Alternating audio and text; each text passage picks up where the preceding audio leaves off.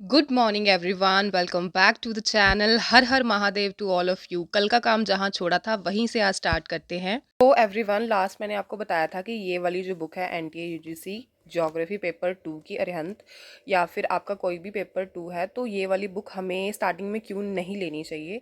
तो मेरा देखो पर्सनल एक्सपीरियंस है कि इस बुक में जो डिटेल इन्फॉर्मेशन है वो इतनी नहीं है। ये बुक हम लास्ट में इसलिए चूज़ कर सकते हैं सो दैट कि अगर हमें क्विक रिवीजन करनी हो तो लास्ट में ये बुक हम ले सकते हैं। बट इससे ज़्यादा डिटेल नॉलेज जो है वो हमारी मेन बुक्स, यानी कि जो रेफरेंस बुक है हमारी, जैसे मेरे पास ये है जियोमॉर्फोलॉजी के लिए, तो इसमें दी गई है।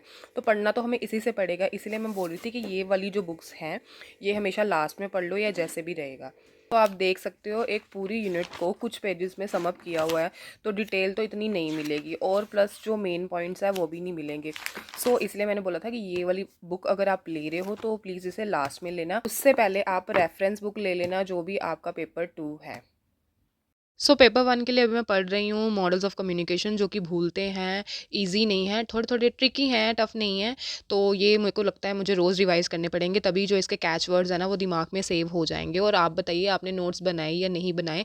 और अगर आप ये सोचते हैं कि मैंने ये नोट्स अभी बनाए हैं, नहीं ये पहले के नोट्स थे, आप प्लीज़ नोट्स बनाइए तो उसे रिवाइज़ कीजिए। तो ये एक छोटी-सी इन्फॉर्मेशन है कि अगर आप मॉडल ऑफ कम्युनिकेशंस के मॉडल याद कर रहे हो कम्युनिकेशन यूनिट में, तो क्या कर सकते हो कि सबसे पहले मॉडल एज इट इज़ याद कर लो कि हमें सिर्फ मॉडल याद करनी है। 3-4 बार पढ़ लिए, उसके बाद क्या करना है कि इसमें जो कैच वर्ड्स हैं, जो मेन इंपॉर्टेंट वर्ड्स हैं, उसको अंडरलाइन कर लो। जैसे कि मैंने किया है फील्ड ऑफ एक्सपीरियंस, तो इसको अंडरलाइन किया। अब फील्ड ऑफ एक्सपीरियंस वर्ड्स की बात कौन से मॉडल में की है, तो बस हमें ये पता होना चाहिए कि इसकी बात कौन से मॉडल में की है। जैसे एरिस्टोटल ने मेन जनरल कम्युनिकेशन मॉडल है, तो इसमें फोकस किस पे है, जैसे मैंने साइड पे लिखा focus on speaker, subject and audience. तो ये मेन चीज़ें याद करनी है। ऐसे ही करके जो मेन कैची वर्ड्स हैं उनकी हेल्प से हम सारे मॉडल याद कर सकते हैं, क्विक रिवीजन हो सकता है। एंड सबसे इंपॉर्टेंट बात है कि यही पेपर में आएंगे। इसमें क्या है कि डीप इतना नहीं आएगा, तो ये कैच वर्ड्स ज़रूर याद कर लेना। एंड ये है मेरा आज का नाश्ता, ब्रेकफास्ट, आलू के परांठे और दही, जो कि मुझे बहुत कम पसंद है। और स्ट्रैटेजी देख रही थी कि कितना पढ़ने वाला रह गया है इस वीक में, क्या कवर करने वाला रह गया है। कुछ कुछ चीज़ें होती हैं जो हमें इतनी याद करने की भी नीड नहीं होती, जैसे कि ये how to write a research report. तो ये 2-3 बार पॉइंट्स याद कर लो, इससे हमारा काम बन जाता है। कभी कभी क्वेश्चन आ जाता है कि कौन से स्टेप्स हैं रिसर्च रिपोर्ट को लिखने के लिए, तो थोड़ा बहुत अगर हम ये पढ़ के जाएंगे तो हमारा काम बन जाएगा। सबसे ज़्यादा इंपॉर्टेंट तो ये चीज़ें होती हैं जो कि हमेशा भूलती भूलती हैं। और देखो मैंने नोट्स कैसे बना रखे हैं, मतलब पेज पे ऐसे कोई जगह नहीं है कि जहाँ पे मैंने मतलब नहीं लिखा हुआ। जैसे मेरे को जो समझ आया, जो मुझे ईजी लगा, मैंने लिख दिया। तो ये ज़रूर पढ़ के जाना, क्योंकि ज़्यादा कन्फ्यूजन रहता है, तो प्लीज़ ये पढ़ लेना। अभी टाइम हो रहा है 3:40। दोपहर की नींद भगाने के लिए मैं यहाँ पे चाय बना रही हूँ। इसके बाद मैं सोच रही हूँ खाना भी अभी बना लूँ, मतलब सब्जी रात की, और आटा वगैरह गूंद के रख देती हूँ, वो भी काम खत्म हो जाएगा। देखती हूँ, अगर नींद भाग गई तो फिर खाना बना लूँगी, अगर नहीं भाग गई तो सो जाऊँगी। और ये समोसे मेरा भाई खुद के खाने के लिए लेके आया था, जो लकीली मुझे भी मिल गए। अभी मैं स्टार्ट करने जा रही हूँ class 8 geography NCERT resources and development. ये रहा इसका कंटेंट कि इसमें कौन कौन से चैप्टर हैं। रिसोर्सेज है chapter number 2, land soil water natural vegetation and wild life resources, जिसमें कि रट्टाफिकेशन लगेगा।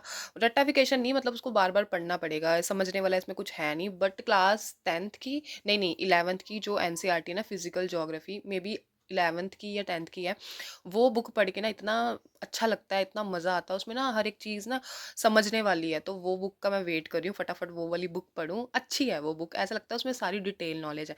तो फिलहाल ये वाली बुक पढ़ लेते हैं, जो कि मैंने थोड़ी बहुत अभी पढ़ी थी। तो जैसे ये देखो, यूटिलिटी वैल्यू, ये सब चीज़ें समझने वाली नहीं है, रट्टे वाली है कि मतलब आनी चाहिए, आपको पता है ये है तो यही चीज़ है, और इसमें कुछ दिमाग लगाने वाला ज़्यादा है नहीं, तो बस पढ़ना है आज। डेली टारगेट यानी कि paragraph number 5th and paragraph number 6 मैंने कर लिया, आज एक एक्स्ट्रा कर लिया, चलो कोई बात नहीं। तो उसके बाद मैं 7th भी करने वाली थी पैराग्राफ, बट मैं रुक गई क्योंकि इसमें पैराग्राफ ही खत्म हो जाएंगे। वैसे मेरे पास ना सेकंड हैंड बुक्स ये वाली ऐसी हैं, वो ना मेरी दीदी ने मुझे दी थी, काफ़ी सारी बुक्स मेरे को दी थी, बस थी क्लासमेट थी, तो मैंने उनको ऐसे ही दे दी। मैंने कहा तुम लोग पढ़ लेना। तो एक है वैसे मेरे पास बुक एक्स्ट्रा पड़ी हुई है, तो उसमें पैराग्राफ होंगे, पैराग्राफ ही लगाने हैं हमने, तो उसमें से पैराग्राफ कर लूँगी। कुछ दिन उससे गुजारा हो जाएगा, फिर पीवाईक्यू से पैराग्राफ कर लूँगी, क्योंकि उसका जो लेवल है वो टफ आता है, उसमें समझ ज़्यादा आएगी, तो पीवाईक्यू वाले ज़रूर पैराग्राफ करूँगी। एंड ये वाला डी आई है जो आज मेरे को सॉल्व करना है, तो मैं अभी इसे सॉल्व कर लेती हूँ। आज आलू मेथी की सब्ज़ी बनाई थी रात में और पूड़ी का कोई प्लान नहीं था, बट मम्मी कहती चलो आज मैं पूड़ी बना देती हूँ, तो मम्मी ने आज खाना बनाया है। सो जो भी कैंडिडेट्स पहली बार सीटेट देने जा रहे हैं या जिनसे नोट्स मेकिंग नहीं हो रही, जिनको ओनली पीवाईक्यू लगाने हैं, तो वो ये वाली बुक ले सकते हैं। ये वाली बुक मेरी फ्रेंड की है, उसने मेरे को दी थी, उसने कहा था तू पढ़ ले, बट टू बी ऑनेस्ट मैंने नहीं पढ़ी, आप देख सकते हो, क्योंकि मेरी लैंग्वेज 1 थी पंजाबी और इसमें लैंग्वेज 1 है हिंदी। तो इससे बड़ी अच्छी आपकी प्रैक्टिस हो जाएगी। पेपर 1 पीवाईक्यू बड़े आराम से हो सकते हैं और 31 सेट्स हैं इसमें, तो अच्छे से आपकी रिवीजन हो जाएगी। बट इससे पहले मैं बोलती हूँ कि आप ज़रूर नोट्स मेकिंग पे ट्रस्ट करो। नोट्स जो आपके हैं, आपने खुद बनाए हैं, तो उससे ज़्यादा बेटर कुछ नहीं हो सकता। मैंने भी जो CDP के नोट्स बनाए थे ना, वो मेरे पास है, मैंने वही पढ़े थे और सोशल वगैरह थोड़ी बहुत पढ़ी। लैंग्वेज 1 मेरी पंजाबी थी, लैंग्वेज 2 इंग्लिश थी, तो उससे मेरा पेपर हो गया। आप ये बुक ले सकते हो, इस पर इन्वेस्ट कर सकते हो। सो एवरीवन, अभी खाना पीना हो चुका है डन, आज की स्टडी रूटीन भी हो चुकी है और मैं अभी आ गई हूँ अपने फेवरेट टाइम यानी कि वॉक पे, और कोई मेरे साथ है नहीं। तो हैप्पी वुमेंस डे सबसे पहले। जब आपके पास ये व्लॉग आएगा तो 2-3 दिन हो चुके होंगे, बट मैं आज शूट कर रही हूँ वुमेंस डे की। सबको हार्दिक हार्दिक शुभकामनाएं। एंड मेरे लिए वुमेंस डे का क्या मतलब है, आज उस पर बात करूँगी मैं।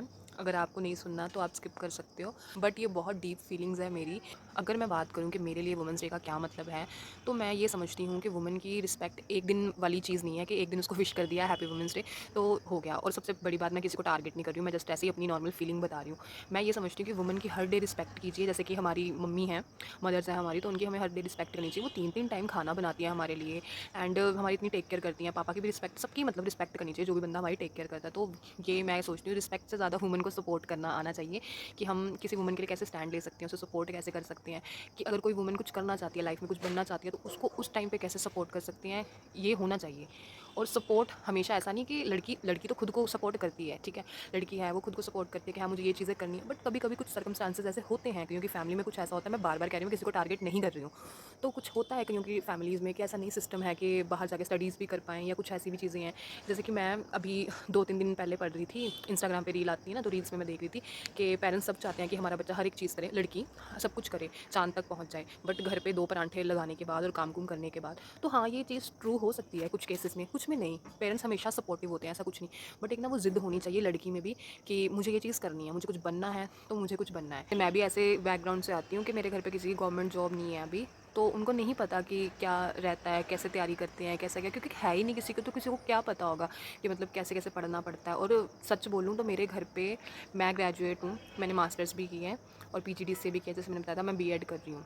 और मेरी बहन ग्रेजुएट है, मेरा भाई अभी फाइनल ईयर में है, और हमारी ताई चाची जो इनके बच्चे हैं, या हमारे जो भी मासी वगैरह के बच्चे हैं, तो ये ग्रेजुएट ही हैं, या फिर कुछ कुछ लोग कम भी पढ़े हुए हैं, तो उनको नहीं पता। और इनमें उनकी गलती बिल्कुल भी नहीं है, क्योंकि जब कोई चीज़ पता ही नहीं होती तो उसके बारे में तो हम कुछ भी कमेंट कर सकते हैं, तो वो उनकी प्रॉब्लम नहीं है। उनके लिए अगर मैं UGC का पेपर दे रही हूँ, या मैं UPSC का पेपर दे दूँ, या मैं 12th के बोर्ड दे दूँ, या 11th की नॉर्मल क्लास के पेपर दे दूँ, तो वो सब सेम ही होंगे। उनके लिए बस यही है, पढ़ना ही तो है। और सच बोल रही हूँ, मैं ऐसे बैकग्राउंड से बिलोंग करती हूँ कि जहाँ पे सिर्फ ये कहते हैं अरे पढ़ना ही तो है, क्या है, फिर क्या हो गया, लै तूने पढ़ना ही है, पहले ये काम कर दे, कोई बात नहीं, ये काम कर दे। और आज मैं ये बातें इसलिए बोल रही हूँ, मैं कोई चुगली नहीं लगा रही, या मैं किसी को बुरा बोल रही हूँ, ऐसा कुछ नहीं है, क्योंकि होता है, ये सिनेरियो है घर पे।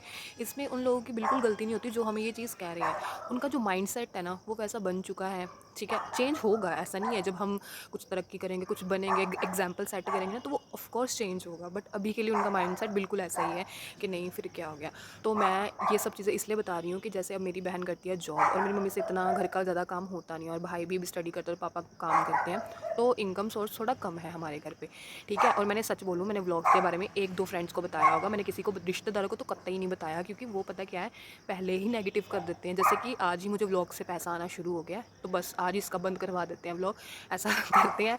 और मेरे को इतना वो नहीं है कि चलो, मैं रिश्तेदारों को तो थोड़ा पीछे ही रखती हूँ, तो बस यही चीज़ है। हाँ, तो मैं बोल रही थी कि मैं इसलिए ये सब बोल रही हूँ क्योंकि जैसे अभी मैं 3-3 टाइम का खाना बनाती हूँ, क्योंकि मेरी बहन की जो छुट्टी होती है ना जॉब से, वो लेट होती है, उसका टाइमिंग है 8:30 बजे तक वो जॉब से फ्री होती है, तो घर आते आते, वैसे 15 मिनट की दूरी पे जॉब करते हैं, तो घर आते आते उसको 8:45 हो जाते हैं। तो अब हम उससे थोड़ी कहेंगे कि काम करे, तो बस यही चीज़ है कि मुझे 3 टाइम का काम करना पड़ता है अपने घर पे, क्योंकि मम्मी से इतना नहीं हो पाता ड्यू टू मेडिकल रीजंस। तो बस इसलिए मैं ये सोचती हूँ कि जो लेडीज़ घर में 3-3 4-4 टाइम काम करती हैं, उनको मतलब एक एक पॉइंट पे आके आ जाता है ना, उनको बिल्कुल भी अप्रिशिएट नहीं किया जाता। बस ये कह दिया जाता है, फिर क्या हो गया, काम ही है घर पे, ले हो गया, काम ही है, इतना तो मैं भी कर लूँ, इतना तो ये भी कर लूँ। हाँ ठीक है, हमें भी पता है काम ही है, बट एक होता है ना कि थोड़ा तो कुछ तारीफ़ करो कि आज सब्ज़ी अच्छी बन गई है, आज रायता अच्छा बन गया है, आज रोटी अच्छी बनी है। तो यही तो चीज़ें हैं जिस पे आप रिस्पेक्ट कर सकते हो, सपोर्ट कर सकते हो, और तो कुछ नहीं होता। जैसे मिसेस मूवी में आया था, वैसे मैंने मिसेस मूवी नहीं देखी है, जो इंस्टा पे रील्स वायरल हो रही थी वो देखी है। उसमें कहते हैं ना कि इसको मतलब 2 टाइम का खाना बनाने में इतनी प्रॉब्लम है। प्रॉब्लम किसी को नहीं होती, बस ये होता है कि कोई तो हो जो एप्रिशिएट कर दे थोड़ा-सा। तो ये चीज़ रहती है। और मेरे घर पे भी मोस्ट ऑफ़ द टाइम, जैसे मेरे पापा और मेरा छोटा भाई ऐसे बोलने से है बहुत सपोर्टिव, बट कभी कभी बोल देते हैं, ले ये बनाया, यही तो सब्ज़ी है, फिर क्या हो गया, ले काम ही करना, अब तू रात को भी पढ़ने बैठी, हद होगी, सारा दिन क्या करती, सारा दिन पढ़ती नहीं है। और मैं पहले भी बोल चुकी, इनमें उनका कोई कसूर नहीं है, वो उनका माइंडसेट वैसी है। तो अभी मैं इस चीज़ पे कोई कमेंट नहीं करूँगी कि वो ऐसे कहते हैं। बाकी सब हमारे घर पे सपोर्टिव है, ऐसा कुछ नहीं है। बाकी यही सर्कमस्टांस है, यही सिचुएशन है। अगर मैं यही देखती रहूँ कि ये चीज़ मेरे पास अपॉर्चुनिटी नहीं है तो मैं तो कुछ नहीं करूँगी, तो मुझे लगता है लाइफ में मैं कुछ नहीं कर पाऊँगी। बट अगर मैं ये देखूँ कि कोई बात नहीं, मेरे पास इतनी चीज़ें हैं, मैं ठीक है घर पे बैठ के पढ़ रही हूँ, तो है मेरे पास इतनी चीज़ें, मैं कुछ कर लूँगी तो मैं इसी में ही कर जाऊँगी। अब मैं अपॉर्चुनिटीज़ का वेट करूँ कि नहीं सब अच्छा हो फिर जाके पढ़ाई करूँ, तो मुझे लगता है वो चीज़ पॉसिबल नहीं होगी। तो बस मेरा यही कहना है कि नारी डे एक दिन का तो नहीं होना चाहिए, हर दिन हमें अपनी लेडीज़ को समझना चाहिए, उनसे बातें करनी चाहिए, अप्रिशिएट कर देना चाहिए। जैसे कि हमारे पापा मम्मी को अप्रिशिएट कर दें, हमें भी मम्मी को अपनी अप्रिशिएट करना चाहिए। अगर कोई बॉयफ्रेंड है तो उसको अपनी गर्लफ्रेंड को अप्रिशिएट करना चाहिए, हर एक चीज़। क्योंकि लड़कियां ना बहुत इमोशनली वो होती हैं कनेक्टेड, कि हाँ मुझे कुछ तारीफ़ करें, मुझे अप्रिशिएट करें, कुछ तो कहें, मतलब होता है ना लड़कियों को। तो बस ये चीज़ है मेरे लिए कि सपोर्ट ज़रूर करना चाहिए, सपोर्ट सिस्टम तो होना ही चाहिए। चलो आज की बातें होगी ख़त्म। किसी को बुरा लगा हो तो सॉरी, वैसे मैंने किसी को टारगेट नहीं किया, बस एक बात थी जो मैंने कर ली। एंड आई होप आपकी यूजीसी की प्रिपरेशन अच्छी चल रही होगी, मेरी ठीक ठाक चल रही है। अच्छी है, ठीक ठाक नहीं अच्छी है, हमेशा पॉजिटिव सोचना चाहिए। तो आज का व्लॉग करते हैं एंड, मिलेंगे कल नए व्लॉग के साथ। तब तक के लिए सो जाइए, टेंशन फ्री रहिए, पॉजिटिव लोगों के साथ रहिए। टेक केयर, बाय बाय, हर हर महादेव।